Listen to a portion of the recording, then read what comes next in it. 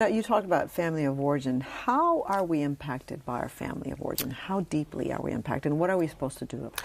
Well, there's kind of a psychoanalytic cliche that you lie on a couch and sort of complain about mom and dad, and that is a mistaken perception. You know, Faulkner said once that the past isn't dead, it's not even past. We have to ask ourselves, where were my primal messages acquired about who I am, my worth, my value, my security, my safety? Who's the other, and what are the transactions that go on between us all the time?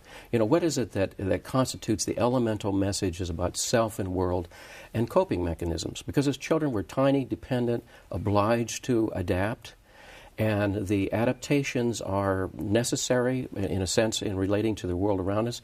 But the greater the divergence between what the environment is demanding and my own inner life, the greater the split within.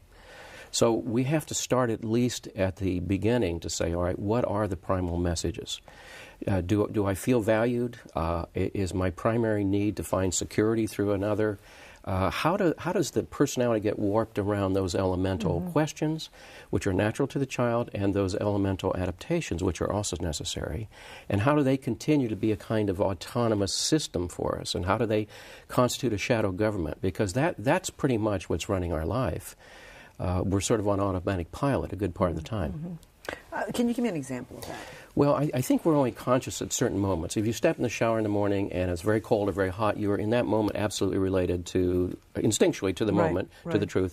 Most of the time, if you really stop and pay attention, one's being flooded by traffic messages of various kinds.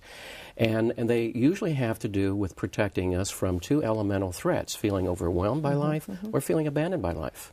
And I hate to say this, but so much of the energies that we expend and strategies of adaptation are in service to managing the anxiety about those two elemental archaic threats to our well-being.